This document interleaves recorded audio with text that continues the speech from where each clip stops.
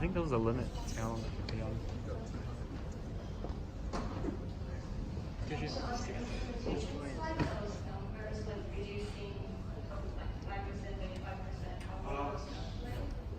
for asking this. So we considered the small improvements, like for taking an example for trams. So we considered the amount of traffic included in trams, the capacity of the current services. If the current services are including 10% more passengers, plus the services are including the number of the delay included in the time by 10%, and we aggregated all of these factors to get an approximation, because we didn't want to consider 100% improvement at the first stage. So we considered smaller improvements at the yearly basis or time basis, and that's how we calculated the number.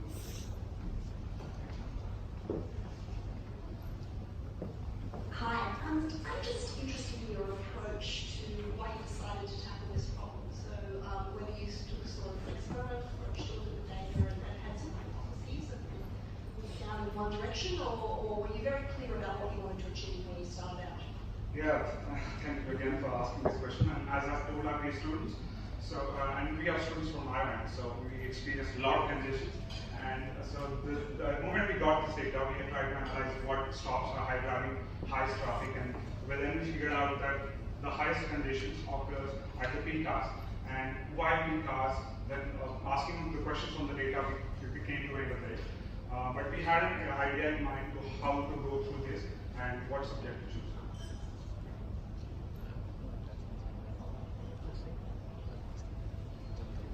Just one question around the solution for buses. Did you look at the impact on congestion of adding buses into the mix? Yes. So the amount of congestion, so hotspot we predicted for the buses were only a little less than 20%. So we are targeting the buses which can take the current amount of passengers from the other traffic services like the tram to trams in the suburbs or the areas which doesn't have no access to the buses, and replacing those passengers into the frequent services.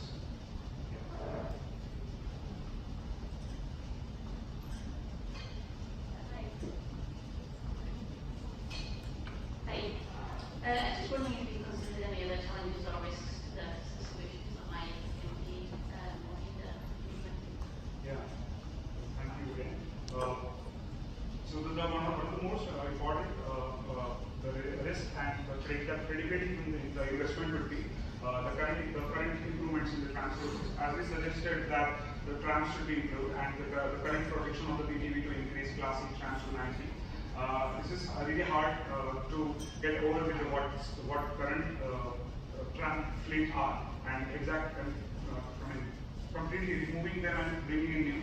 So the important factor of dealing to tackle the replacement of the slow replacement of those new services and more access to the customers. Thank you. Thank you.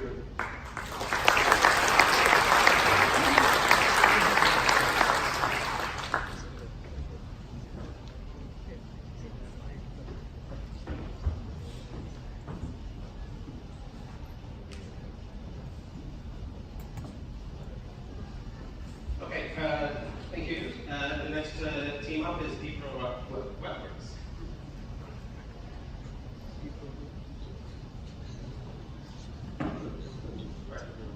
Thanks, everyone. It's a bit easier. All right. Hi, everyone. I'm Marcelin. This is Cam, Gap, and Larson, and here's our project. So traffic congestion is a major and worsening problem in Victoria, particularly in Melbourne. Shifting people from cars to public transport is crucial for reducing congestion. To do this, however, we need a public transport system that efficiently meets consumers' needs. Barriers to an efficient public transport system include high travel times for relatively short journeys, multiple transfers across different routes or modes of transport, and high wait times between transfers.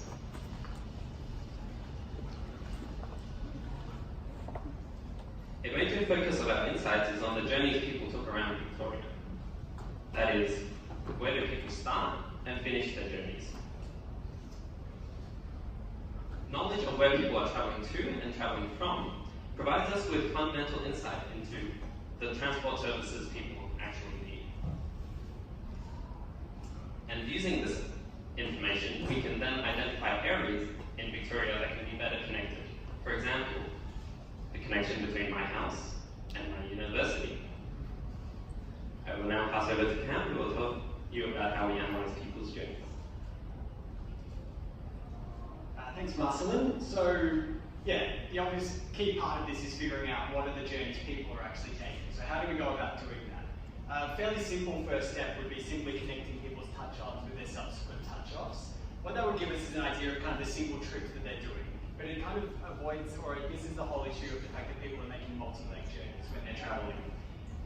And so, for example, when I was traveling here this morning, I had to jump onto the 200 bus, and then I had to switch to the 86 tram in order to reach my final destination. And so what we have to be able to do is to connect individual legs into a complete journey. Thank you for humouring us. So what do we define as a journey? What we essentially used was this heuristic of if there's 90 minutes between two touch-ons or less, we call them part of the same journey. This was based on the fact that 95% of the individual legs were being completed in 70 minutes or less, and then we allowed for 20 minutes wait time between transfers. And so what this should do is allow us to capture pretty much all of the journeys that people are actually taking. One of the obvious risks with this, though, is that we start grouping separate journeys that people are taking together into a single journey. So for example, if I want to travel to the shops, do a bit of shopping and then travel home again, all within 90 minutes, we want that to be treated as two separate journeys. And so what we did was simply exclude all the cases where people touch back onto the same route that they were initially travelling on. Whenever that happens, we're treating that as a new journey. So we're interested in where are people travelling from, travelling to. Major hurdle in that is the fact that we're missing a lot of the touch-off data. So as it stands, we don't really know where people are ending up. We have about 74% of touch-ons have an actual touch-on. And you can see this is especially bad for trams. So we actually had quite a neat way of getting around this by estimating people's touch-offs. So I'll walk you through how we did that with an example. Let's say that I touched onto the 96 tram travelling towards Albert Park. I didn't touch off that tram, but you can see 10 minutes later that I touched onto the 234 bus. And then I didn't do anything else that day, I didn't touch off. And so at this point, all you really know is that my journey finished somewhere along this 234 bus line, but you don't know where. But a day later, you see that I touched back onto the 234 bus around Port Melbourne. And so what we can do from this is we can use where people are touching on later on to estimate where they touched off. So for example, on that first leg of my journey, presumably I touched off somewhere near South Melbourne Market, and it's most likely that I ended my journey somewhere near Port Melbourne. And from that, we can construct the full journey that I've been taking at that point in time. And so what we did was we can actually validate how good these estimated touch-offs are by comparing them to the actual touch-offs that are recorded. How often do they exactly match? And so what we find is that with this approach, we're able to correctly infer where people are touching off 91% of the time. So now I'm going to pass over to Gabe for looking at some of the insights that we can get out of knowing what these journeys people are taking. Thank you. Cool. So now that we basically know where people start and end their public transport journeys, we can come up with some interesting statistics. For example, we can come up with the speeds at which people's journeys take from different suburbs in Melbourne. So in this map, we have red colors representing journeys which were particularly slow, and blue colors representing journeys which were quicker for that particular suburb.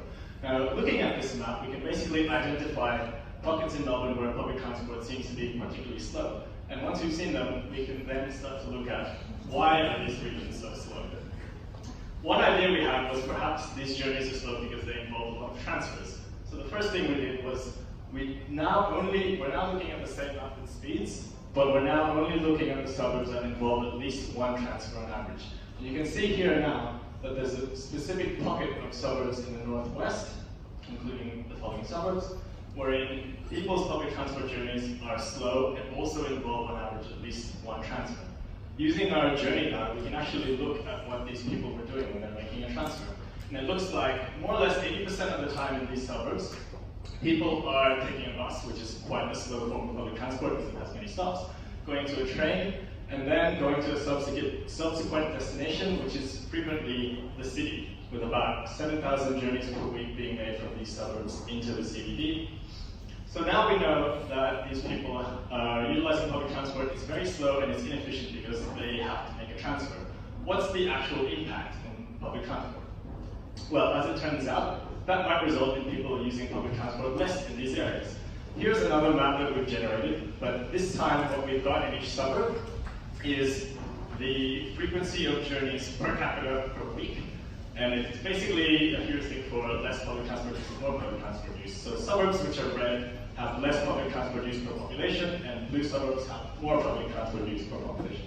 And you can see that these northwestern suburbs here involve quite little public transport use, with only 10 to 20 journeys made per 100 people each week. Compared to the rest of Melbourne, particularly the north and eastern suburbs, it looks like it's closer to 40 to 70 journeys per 100 people each week.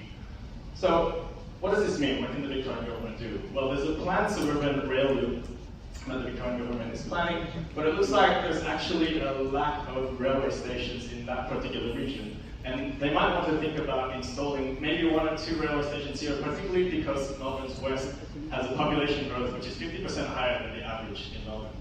And now I'm going to pass over to Larson, who's going to discuss how we can use the journey data for disruptions.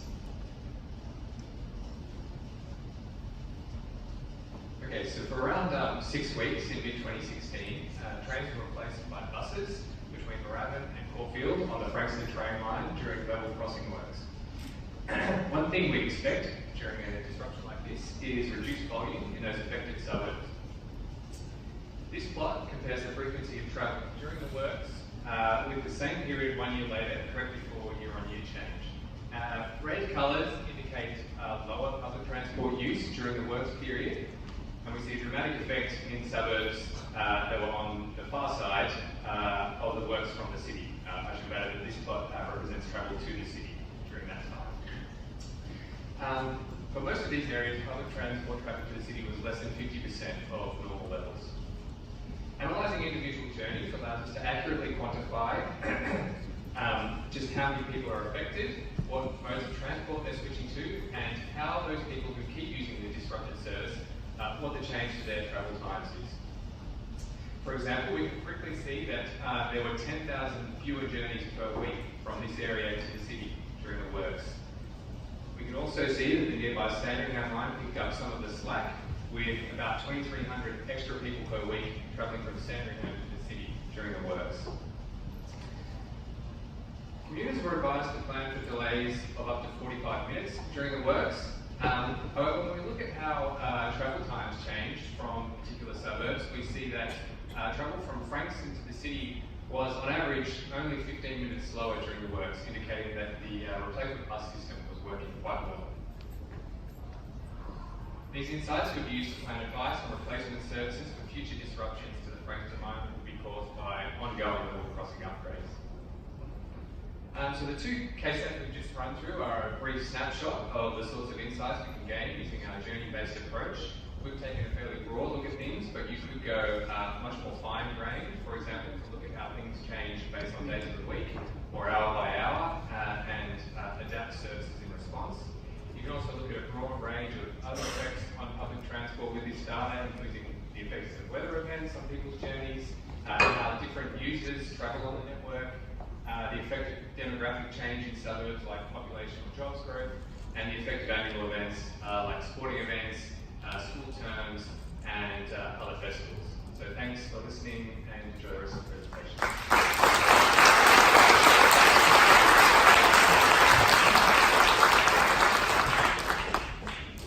Great, thanks, and again, we'll do questions from the judges, and deep thinking is up next, so feel free to come up and get set up for the AD.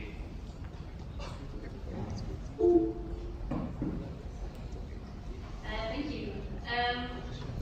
What would be the next thing that you'd look at immediately?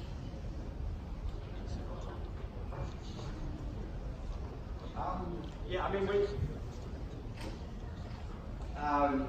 we started to list some of the things that we were actually interested in. So I think one of the cool things, we've aggregated by suburb here, but it would be quite cool to start being able to predict the actual journeys people are taking by a whole range of really fine-grained factors. You could build up a fairly complex model taking into account things like roadworks that are going on, the weather, to see things like when are journeys going to be more common, and then you can adapt the tram, the bus, the train availability at those times. So for example, if you see that people are doing a particular journey very frequently at a certain particular time, that might be when you want to start putting in something like a direct tram route or a direct bus route. I suppose would be easiest connecting those areas. That's kind of the immediate thought I have, but I mean, we've been tossing around 100 different ideas of what we could do with this the last few weeks, so yeah.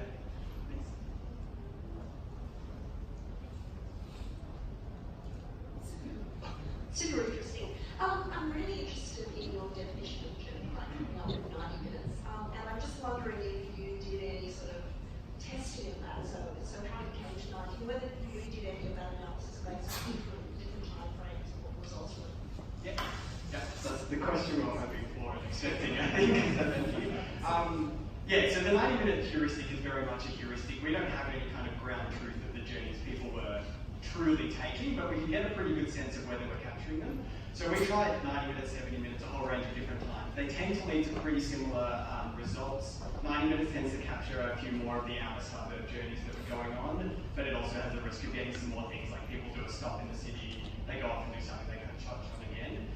So the key kind of ways that we were able to check for that, and we kind of just did this looking at a subset of the weeks, were things like cases where there was a particularly long time between the touch off and touch on. So if there was 40 minutes between the touch off and touch on, that suggests we were accidentally combining, like people weren't waiting 40 minutes for their public transport in the city. The reality is those cases were very rare when we looked into it. And so we figured given we're aggregating across this, we probably should be okay to sort of just group them in with everything else. But you could definitely get more fine-grained looking at things like so if we linked it up with the public transport timetable, we could see if people touched off and then missed multiple trains that were coming through. That's a pretty clear sign that they were doing something when they were there. That's not something we've done, but yeah.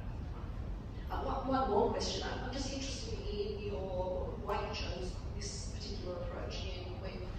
What is fascinating is the number of different things that people try to do with this data. I find it super fascinating that the same set of data, lots of people saw different things they wanted to get out of it.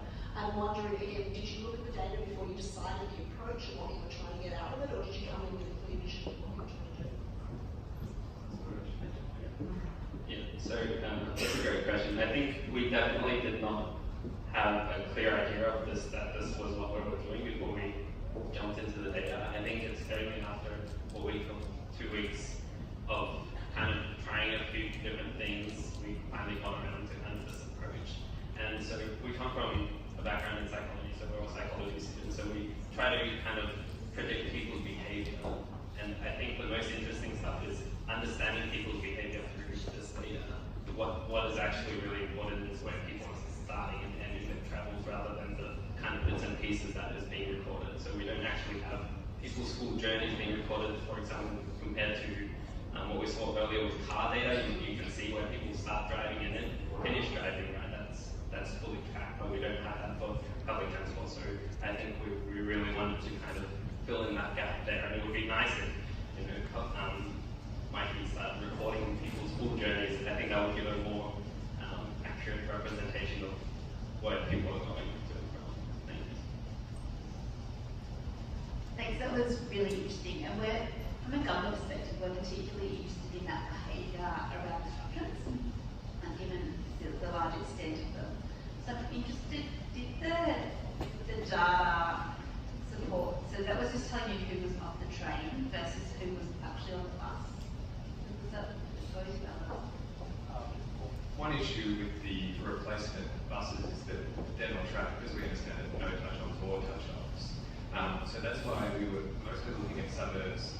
We were looking at particular journeys from suburbs on the far side of the works into the city. We weren't looking at the suburbs right in and around the works because they're hopping straight on the buses. So if you do look at the frequency, you see almost no journeys, for example, starting in Iraq going to the city. Yeah, because they're travelling out and they're touching on somewhere else. So that's one limitation in the way we could look at how the disruptions affected people. We could only look at travel kind of on one side or the other and not travel right in the epicenter of the disruption. But I feel like we were able to get a pretty course, a really common journeys, like the Frankston line obviously is a very busy line, lots of journeys from commuters from Frankston to Sydney, but there's suburbs into the city, and we could get a reason why people are taking to there also.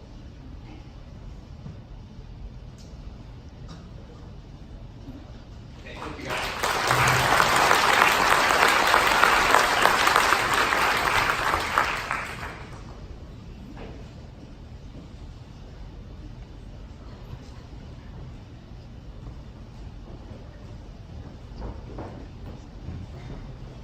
Good afternoon, everyone. So we are Team Deep Thinking. And before I start with the presentation, I'll share you the motivation for what we did.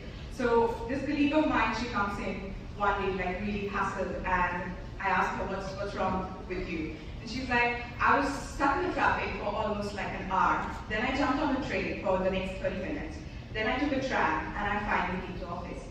And I was like, all right, like that sounds a lot of work. And that was something that stuck onto me, and I thought that let's see like what's going on, and that really intrigued it. And fortunately this time when we were participating in Datathon, it was the multi-data set which we thought we'd play more around with it. And before I go on into the presentation, I would like to ask you guys two questions. The first one would be like, how many of you travel to the city on a busy weekday, like every day?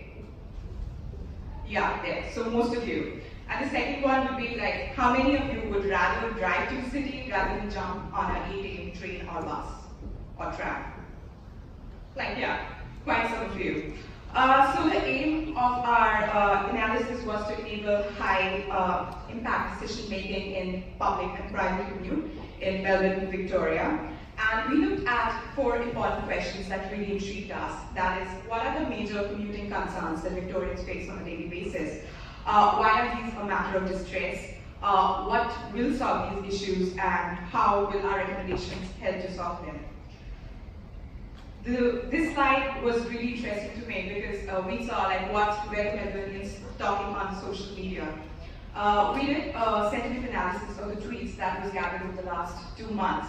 And we saw like 52.5% of the tweets were negative, 35.5% that were neutral, and just 12% of them were like positive. So we thought that there is some sort of problem out here. And when we did a word cloud and when we did the network analysis, we saw like disruption, congestion, interruption. These words like popped out so many times.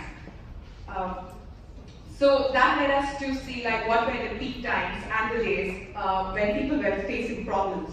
And we zeroed it down on Monday and Wednesday when people were actually facing these problems mostly, comparatively not on like Tuesdays, Thursdays or Fridays. And in the morning it was like 7 AM to 9 AM in the morning, that was the busiest time slot. As for the evening, it was like 3 PM to 6 PM. So these were like the busiest time slots.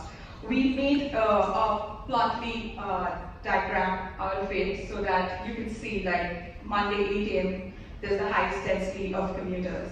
So it's showing the density of commuters, it's showing the weekday, and it's showing the hour of the day. So that was led us to the question like, what is there for the favored mode of commuting? And we saw like most of the people prefer trains rather than buses or trams. And for the train, most of the Mikeys were touched on in Caulfield Station. For buses, it was the Box Hill Station, and for tram, it was Route 16 tram.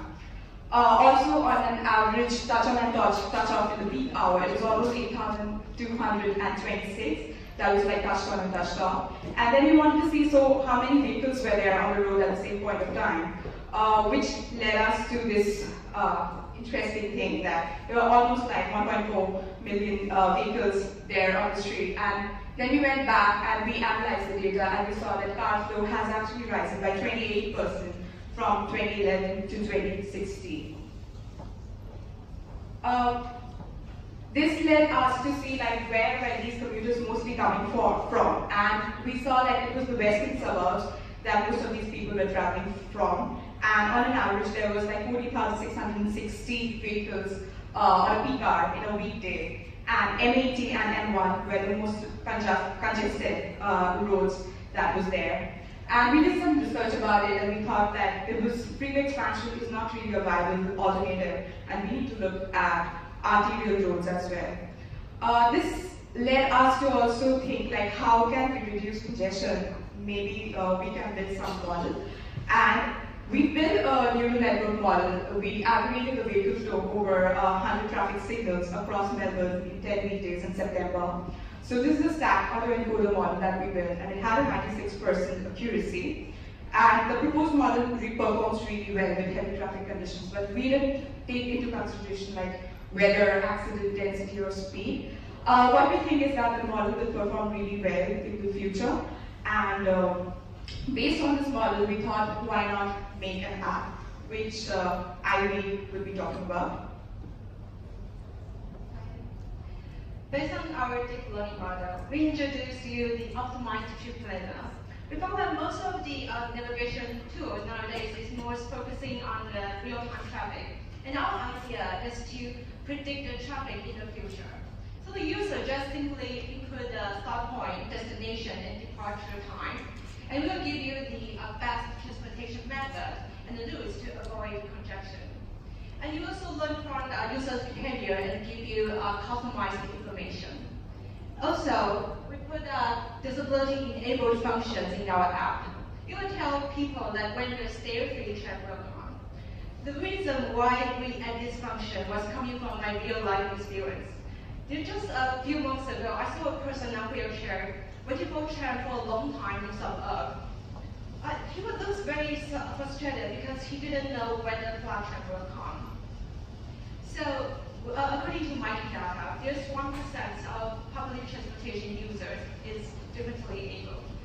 We know that government has put a lot of resource and money into building accessible facilities. And we consider it's equally important to make this kind of information more accessible. All in all, our recommendations of our analysis come into 3 parts. First of all, to make transportation information more simple and useful. And by using the optimized trip planner, you give user the most cost and time efficient way to their destination. And also provide public transportation accessible information for those very in need. Secondly, we propose to increase the frequency of public transportation in peak hour, especially on Monday, Wednesday, 8 to 9 a.m. And also, we think that it's very important to improve the connectivity between the western suburbs and the city. As for the public transportation, we found that building arterial road will reduce the traffic on the freeway by 12.5%. And also, we suggest to implement peak hour toll on freeway, and also the traffic light time controller. As for CBD, we suggest to implement dynamic parking pricing systems in the city. And we hope that this will help mitigate the congestion problems in Melbourne. So overall, we tried to answer the questions we posed in the beginning, and we think that effectual decision making can actually help reduce congestion in the long run. So that was the end of our slides, and thank you for your patience.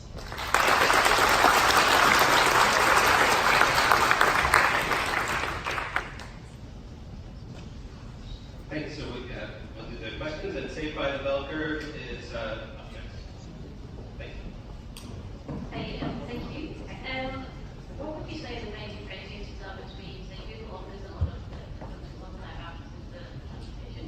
Sorry? Google Maps offers a lot of similar features. What are your main differentiators? Why would you do that? We are proposing to make a more accurate prediction of future. For example, if you are like a day-to-day worker, it might not be very useful because you are familiar with your routes. For example, when you are going to the airport in a foreign country, you don't know, the accuracy is very important, and you will be counting that way. And also the accessible information. That is, we didn't still we haven't seen it in any app before. So we are proposing a value-added function in making it better, like using the data not only help the government but the users day-to-day.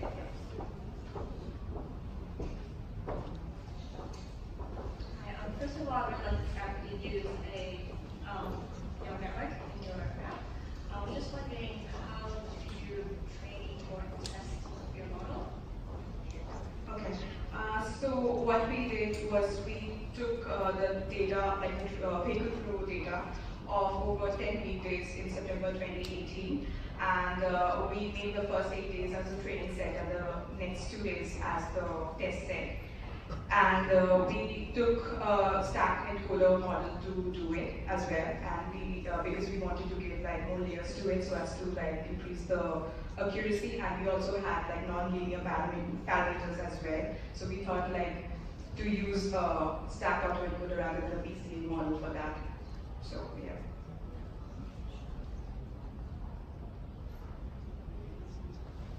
Good. Thank you.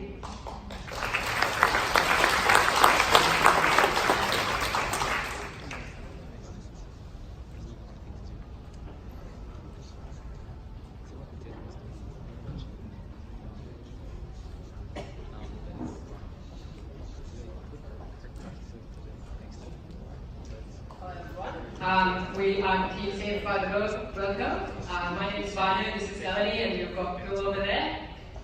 So today, I'll start off by asking who's going to be going to the Datathon after party? Anyone here? Don't be shy.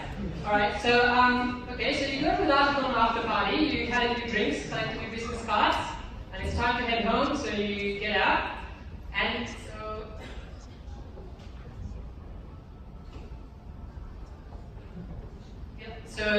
these are your options. There's a few tram stations around here, and so you can see there's something cross station here. So, alright, so you start heading towards the tram stop, and you realize you're by yourself, you're alone.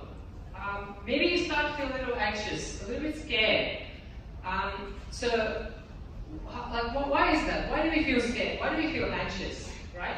It's because, and for most people, I think this is the case, is that they don't know how safe they are. They don't know if they walk to the tram stop or the train station, it actually puts their lives at risk, right? So our idea is, so we sort of looked at it and thought, well, can we help people make more informed choices? Can we give them more information that can either reassure them about their safety? So this is what we basically worked on. So our project is to identify the safest travel option for commuters using market data. Or said another way, it's a personal safety app, right? So we started off by taking crime data. The crime data, as you can see, has been aggregated crime data. Unfortunately, that's what's available. And then we looked at sort of crimes that affect commuters. So we considered things like drinking disorderly conduct, assault, and then what we did was we basically gave a severity rating for each of these crimes.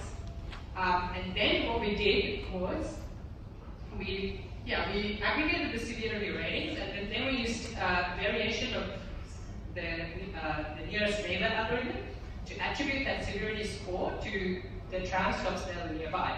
And so we built this kind of heat map that allowed us to kind of derive more insights and learn a little bit more about what it's really like around our neighborhood. So I'll pass it on to Eleni now. So, as Vanu just said, he spent the first part of our project just creating a severity rating for all suburbs and postcodes across Victoria. From there, we basically then rated stops, so touch-on, touch-off stops with that same severity rating. What my job was basically to turn this into something that had a story. We had obviously PTUE data, we had another data set which was the crime data. How do we marry those together to actually come up with a story? So our clicker's not working, so you might be going back and forth.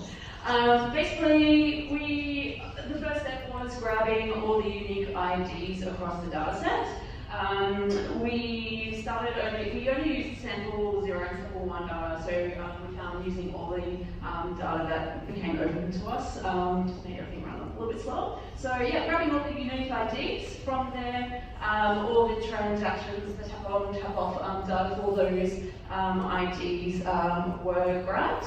We used the stop score, so the severity score for the stop, but also wanted to apply a bit of a scaler. So based on how many other commuters were touching on and touching off at that particular stop within a 4-minute window. So we considered a minute before and 3 minutes after. So if an incident was occurring, 3 minutes after all those passengers coming through that particular stop as well, would actually affect what the max score for that particular stop could be. Having 2-3 other commuters, the chance of an incident actually occurring would drop. It would be, basically happening. So from there, each transaction, so each trip record that we had, there was the safety score applied to it. For a particular traveller then, an average was worked out basically for their 2018 stops, so record so far. So you can see here we have a severity score, a safety score for from a scale of 0 to 100. So 100 we're saying is most likely safe. So we're not saying it's a definite safety, 100% safety score, and we're not saying if you're sitting at 0% that something will definitely happen to you. We're just saying that it's most likely unsafe or most likely safe. So you can see this particular traveller at the top here has a 68% safety score. So they're sitting, just a bit above, in the middle there, towards the, the safe zone, but still they should exercise some kind of caution. Again, more data, but what does this mean to an individual person? What we're trying to do is create actionable insights for an individual user who's using the PTV service. So what we've done is created a case study for commuter X. Commuter X is actually the person that was traveling the most in 2018 so far. So we had the most amount of transactions or tap-on records for them. So we could just create a little bit of insight for this particular user. As you can see here from the little bubble plot here, that this particular user was traveling mostly in safe zone. So they spent most of their time touching on or touching off in regions that were rated 90.02 or 85.39% safe. And so we hypothesized that we could provide this information in an app which we've mocked up on the right of the screen. So the first thing that a user would see if they selected the travel period for 2018 so far, they performed 112 trips. They got an overall safety rating of 86%. So they're fairly safe, they're feeling pretty confident. But they see a number here. So they've got a number of unsafe trips that we classified as unsafe. They've performed 4 trips there. So in those particular moments, they might want to know a bit more information, just so they have some personal information, so they can just, adjust, well, not change their travel behaviour, but just kind of display some caution when they're travelling in these zones. So imagine if then they can grab a bit more information, click on a few more details, and we've given them the particular trips that we've classified as unsafe. Where they're touching on, what time, what method of transport they're about to embark on or coming up from, and what suburbs. So that's from a micro level. What can an individual commuter learn from the data that we've kind of put together? The other exciting thing is that we could envision that this could be applied on a macro level as well. So PTV, Mikey, but also other stakeholders like police enforcement, all that kind of stuff. We could use the exact same information that we've put together, but applying it in a different way, displaying it in a different way, we can actually share some insights on a macro level. So this is a chart showing the movements of the unsafe travellers. So PTV could learn from these particular plots or some other data that we put together a bit more about the patterns, the demographics. So we've got a lot of the unsafe travellers are a lot of students and senior citizens making up this particular user group. And from there, hopefully we can give some insight into how they would best funnel their funds. Maybe they need support services around these particular stops at particular times. Maybe, better infrastructure, lighting, all that kind of stuff that would produce a bit more of a safe zone that they're touching on and touching off into. I'm gonna wrap up.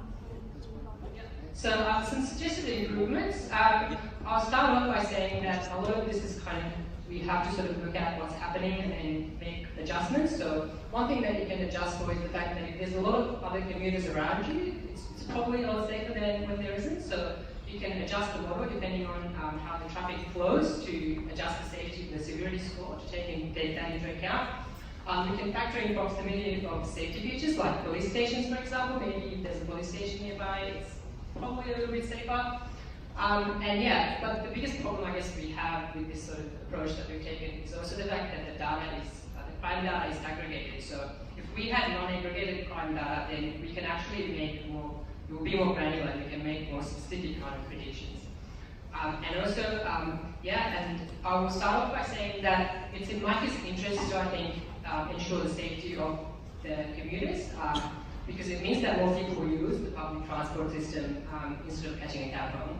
And then, yeah, and it would overall make everyone feel safer and more comfortable and a better society, so why not? Thanks, everyone.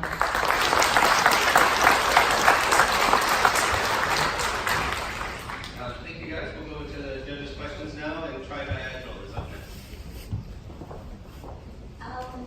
You may have actually picked this up at the end, but I was just interested in how you associated crime data with the macro level with particular stops, and obviously there was more than one stop in particular areas. How did you manage that? Yeah, so what we did was, so the crime data that we had was, had the postcode and the suburb. So we could only get the GPS coordinates of the postcodes. So we aggregated at the postcode level, and then we worked out how far each traffic stop was from the average position of the postcode. And this is once again due to the limitation of the fact that we don't actually have specific positions of where the crimes are taking place. So we've taken the average position and basically used the nearest neighbor algorithm to attribute the severity score that we calculated for that postcode right to the traffic stop.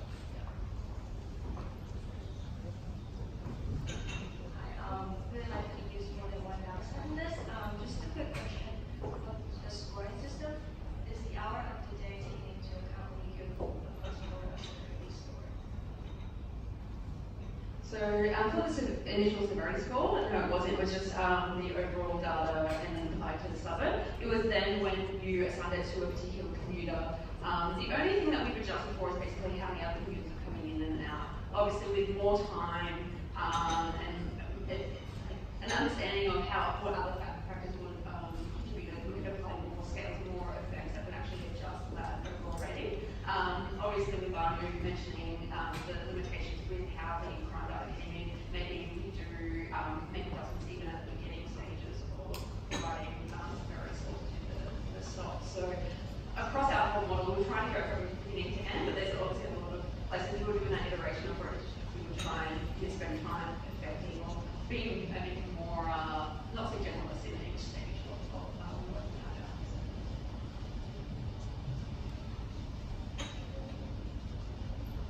Thank you so much. Thanks everyone.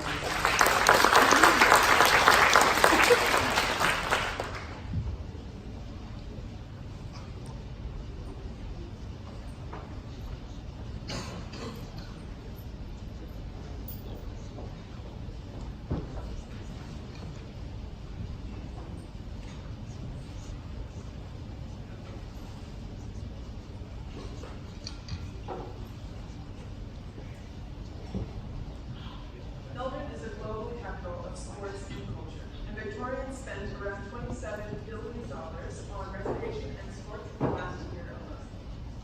Clearly, these are among our most important industries, and it's important for us to understand them in detail. Our team developed a way to use the 2 billion MyPD records we were given to better understand how people in Melbourne engage with sports and the arts. We will demonstrate that the insights we can get from the MyPD data will be of tremendous strategic value for the arts, sports, and entertainment industries. Our method works for all sorts of cultural events, but with the grand final coming up this weekend, we thought analyzing AFL fans would be a timely example of our activity. Our method works by combining individual records into discrete trips, then analyzing repeated trips from from the same card to and from venues where we knew public events took place. For our AFL analysis, on this map of Melbourne CBD, we identified the most likely public transport stops that footy fans would use to get to the MCG or Etihad Stadium. A graph over time of arrivals and departures from a Collingwood versus Carlton game at the MCG showed two distinct peaks, as we would expect. In fact, the surges in arrivals and departures line up exactly with the start and end of the match, which validates our technique. We then applied this technique for all the games over 3 years. Here are a few more examples. By making the assumption that footy fans go to at least a few games, we can filter out the background noise from unrelated travelers. And this yields a remarkably clear signal of trips to and from AFL games. Now, the second assumption that we make is that each fan has a single preferred team that they support. So this means that by lining up trips to the footy with the historical schedule of matches, we can actually identify the team loyalty of each card owner with a high degree of confidence.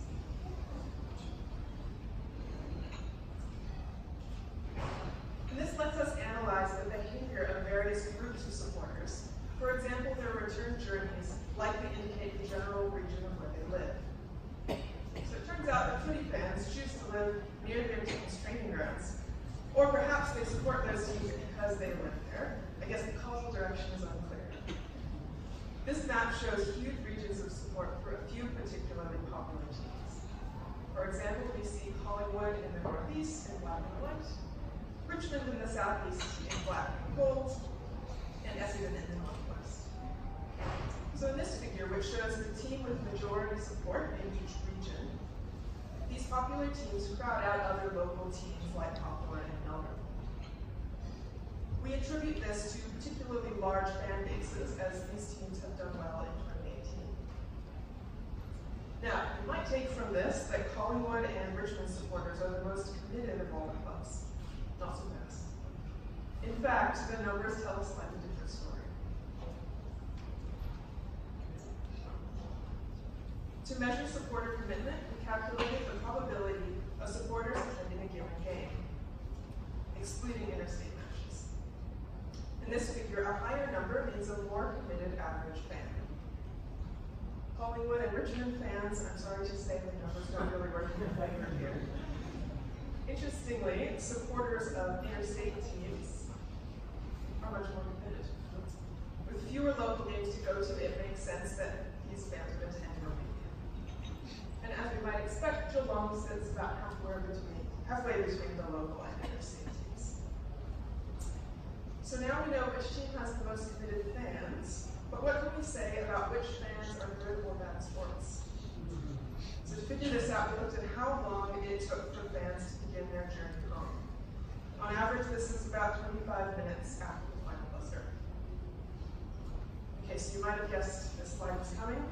Fans tend to leave earlier if their team is losing, and stay later if their team is winning. And there's quite a difference between teams. So this graph from the 2016 season. In 2016, Hawthorn supporters stayed at the venue just as long, regardless of whether their team won or lost. But for some of these other teams, supporters showed a marked preference for leaving early when their team lost. Okay, so what accounts for these differences between teams? It turns out what matters is the team's position on the ladder. So supporters of teams at the bottom of the ladder seem to give up hope more easily. So they're more likely to leave at, say, three-quarter time if things aren't looking good for their team. And we can say other things about fans' behavior on game day as well. So for example, about 1 in 20 fans stay out late after the game. Regression analysis suggests that fans are more likely to stay out late if their team won, especially if it was a big win, but less likely on rainy days or if they have a long journey home. So a new development in the game that I'm particularly excited about is the AFL Women's League. AFL Women's is a new initiative which had its first season in 2017. So the Nike data that we have covers the first 2 seasons. So we applied the same method that we used for the men's league to try to classify fans for the women's league. The numbers were smaller because these games are currently less well intended, for now at least. And they're held in smaller venues, some of which don't lend themselves as well to taking public transport.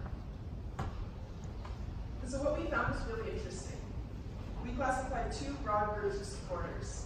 The first, which were around a third of supporters, were already fans of the men's league. In fact, these supporters were among the more dedicated AFL fans, being on average around 10 percentage points more likely to attend a given local AFL game than other men's AFL. And they also tended to support their own club's AFL women's league team if their club had a team in the league. This other group of fans, which make up about 2/3 of our sample, don't appear in our data at all for men's AFL fans. So we infer from this that these people are potentially new to the sport, which is great. And for most AFLW games, you don't need to buy tickets. So it's possible that the AFL may have limited knowledge of who is coming along to their games, and therefore of this good news about their initiative's success. This group of new fans that we classified suggests that the AFL Women's League is, in fact, broadening the game's appeal to a wider audience. And not all AFL supporters use public transport regularly. In fact, for 1 in 6 fans, getting to the footy is the main reason they use public transport at all. So we've marked on this map the areas where infrequent users travel from as a density per square kilometer. The darker cells indicate that more fans travel from these areas. Once again, these supporters fell into 2 broad groups. Some supporters came from a group of suburbs in the inner southeast. There are some darker hexagons in that area. And for the other group, we speculated that they usually use their cars for transport because their journeys to the footy mainly originated on rail lines with large parking lots, indicated here by the orange circles. Our demonstration today was about AFL events, but it's worth emphasizing that our method works for any large public event. For example, these 2 graphs show how clearly we pick up the arrivals and departure patterns for a concert and the Melbourne Cup. It really is just as easy to classify supporters of heavy metal and pop music as it is to classify fans of Carlton or Hollywood. Our only real requirement is that a large proportion of the event attendees use public transport to get there, and that the schedule of the events is in the public domain. But historical data on public events is readily available from ticket sellers, internet view guides, and tourism offices. So we demonstrated how the Nike data can be used to construct a census of interest groups and their behavioral patterns across Melbourne. The data tell us roughly how big these groups are, when they engage in cultural activities, and approximately where they travel from.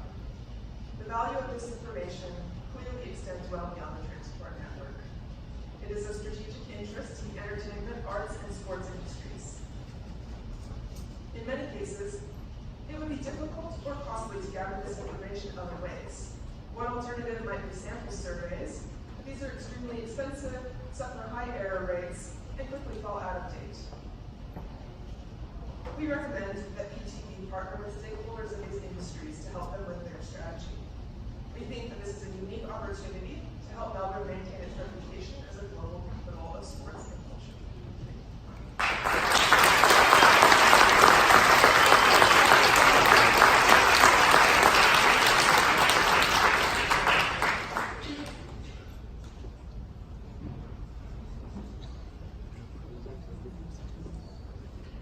This is super interesting. I'm just interested in the analysis where you could figure out when certain sports were leading the match, knowing that you were losing. Did you do anything to look at how close the games were? So were you more likely to lead if they was by a lot, or if the games close, people hung around?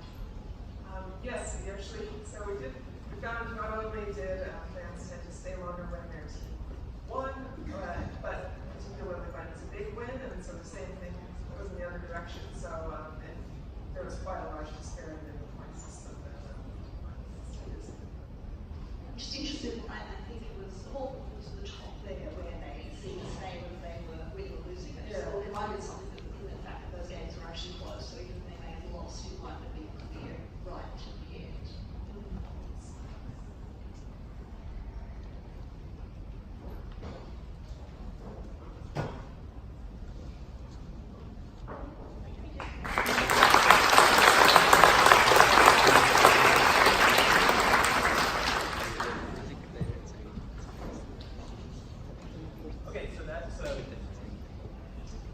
So that's the end of the Student Insights presentations.